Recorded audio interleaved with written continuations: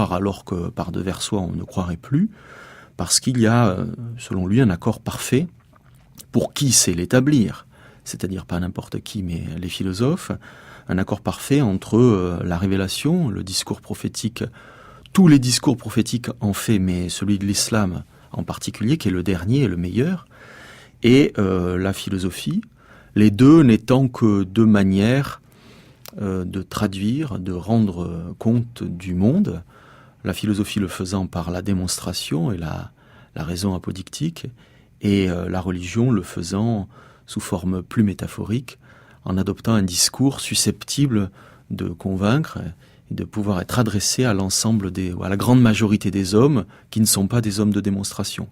Qui sont sensibles à l'exhortation, et si je devais parler grec, je dirais qu'ils sont sensibles à la parénèse, parce que le discours est parénétique cette fois-ci.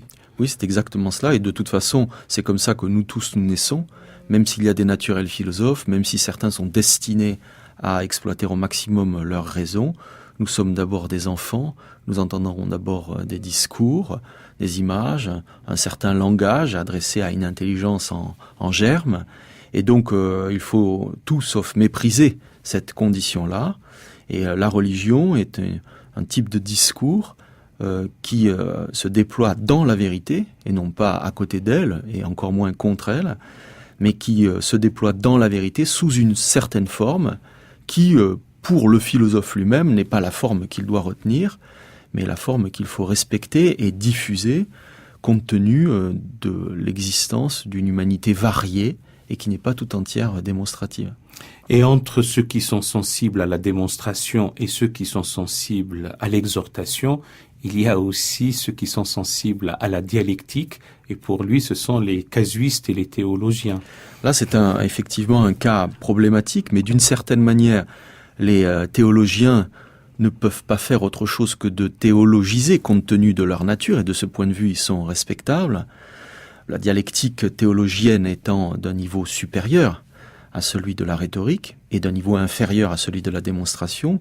Le problème, c'est lorsque la théologie se pique de divulguer, de diffuser une complexité théologienne mal assurée qui risque de perturber les esprits sincères, mais plus naïfs, plus faibles, au point de les conduire à l'infidélité. Donc ce que reproche à Averroès aux théologiens, c'est un peu le mélange des genres, c'est-à-dire de n'être pas en mesure de rendre véritablement compte de ce qu'ils affirment et de ce qu'ils diffusent au risque de perdre les fidèles. Or, il est très important de ne perdre personne parce que pour Averroès, c'est un autre point crucial de sa pensée, à quoi nous devons penser beaucoup, c'est que il n'y a de survie possible pour l'homme qu'en société. Et donc, tout élément susceptible de ruiner le ciment social est absolument à récuser. Et de ce point de vue, une théologie mal faite, parce que Averroès ne dénigre pas purement et simplement la théologie, il a bien conscience qu'il s'agit de produire un discours théologique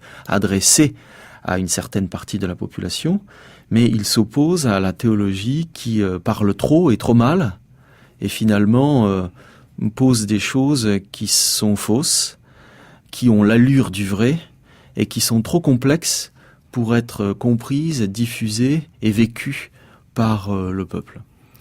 Théologiser, comme vous le dites si bien, c'est aussi étymologiquement discourir sur le divin et tenir un logos sur Dieu. Si c'est bien fait, et de ce point de vue-là, la théologie est la bienvenue, si c'est pour semer la confusion, il vaut mieux peut-être appeler ces théologiens à plus de discernement et puis de sincérité. Oui, c'est ça. Le point très délicat dans cette affaire, c'est qu'au fond, le bon théologien, c'est le philosophe. C'est-à-dire, seul le philosophe est en mesure de produire un discours théologique conforme au vrai, parce que lui connaît la norme absolue du vrai. Donc le théologien dangereux, c'est celui qui n'a pas d'idée véritable du vrai et qui se laisse aller à un certain goût de la dispute et du raisonnement qui a l'allure de la scientificité, mais qui en vérité n'en suit aucune. Et plus tard, le père Chenu dira « La théologie n'est rien d'autre que l'intelligibilité de la foi mise à l'épreuve du temps ». Exactement. Bien, passons maintenant, parce que nous pourrions passer toute l'émission sur Averroès lui-même et sa pensée d'une manière générale, mais là c'est plutôt cette idée du fantasme qui vous intéresse et que vous nous présentez dans votre ouvrage, Jean-Baptiste Brenet. Comment la définiriez-vous, ce fantasme? C'est la cogitation plus que la cogitation, entre la cogitation et l'imagination? Il y a une manière simple d'abord de l'aborder, parce que cela nous permet de retomber sur des choses assez banales que nous connaissons tous. Disons, le fantasme, c'est un produit de l'imagination, l'imagination étant la faculté humaine intermédiaire entre la sensation et l'intellection, l'intellect.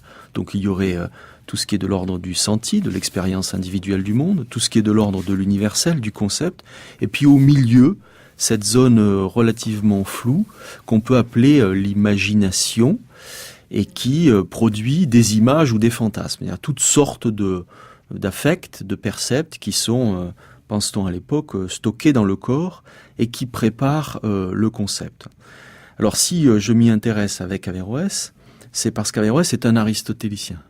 Et être un aristotélicien, cela signifie au moins une chose à l'époque, c'est que on considère qu'on ne pense pas sans image. La grande phrase d'Aristote, un peu contre Platon, si vous voulez, c'est de dire que, certes, le destin de l'homme, son horizon, c'est le concept, c'est la pensée, mais que cette pensée ne sera jamais une illumination, cette pensée n'est pas une science infuse, cette pensée, c'est quelque chose que l'homme produit, élabore, peut-être pas tout seul, ce qui nous renverrait à quelque chose d'un peu compliqué sur lequel je passe, mais cette pensée qui nous définit ne peut pas se faire sans notre corps, sans l'expérience que par notre corps nous faisons des choses, et sans le résidu de cette expérience des choses dans notre corps. Et ces résidus, c'est ce qu'on appelle les fantasmes.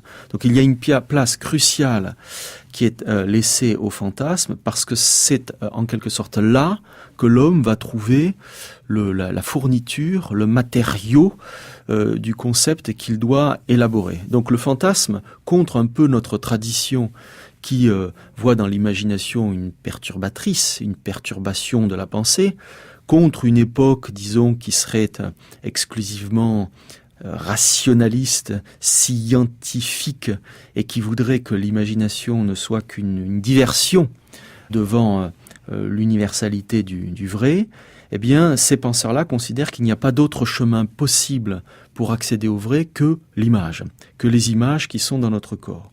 Ça, c'est le premier point important. Le second point qui rend l'affaire cruciale avec Averroès, c'est que il est l'héritier d'une double tradition. Cette tradition philosophique d'Aristote, qui considère que l'image est cruciale, centrale, qu'elle est l'interface absolument incontournable nous permettant de passer de la sensation vers le concept, mais en même temps, Aristote, c'est celui qui dit que l'intellect est séparé. Et Averroès est célèbre pour les commentaires qu'il fera, l'exégèse qu'il mènera au maximum de cette idée d'une séparation de l'intellect. Ce qui veut dire une chose très simple à l'époque, c'est que, pour un aristotélicien comme Averroès, l'intellect ou l'intelligence n'a pas d'organe. Nous sommes habitués à considérer que le cerveau, très évidemment, est l'organe de la pensée. Pour un homme comme Averroès, en tant qu'il est aristotélicien, il est évident que le cerveau n'est pas l'organe de la pensée. L'intellect est la meilleure puissance de l'homme, mais cette puissance-là n'est pas mélangée au corps, n'est pas inscrite dans le corps. Et pourtant, cette puissance séparée du corps ne peut fonctionner sans les fantasmes présents dans le corps. C'est le premier point. L'autre chose, c'est que Averroès hérite non seulement de la pensée grecque d'Aristote, mais de la médecine grecque de Galien, qui aura dans le monde arabe une très très grande importance. Or, ce que Galien apporte contre Aristote, c'est un autre statut du cerveau. C'est qu'avec Galien, depuis lui, et aucun arabe ne pourra le nier, eh bien, le cerveau n'est plus un simple refroidisseur du corps. Le cerveau est un espace où un certain nombre de puissances se répartissent dans différentes cavités qui sont comme des préparations à la pensée proprement dite. Donc Averroès doit combiner la séparation de l'intellect avec l'idée que le cerveau, désormais, ne peut plus être négligé et joue un rôle de préparation en tant que là s'élaborent les fantasmes ou les images nécessaires à l'intellection. Et donc on a quelque chose de tout à fait extraordinaire à l'époque, c'est que un nouveau lieu apparaît, qui est le lieu de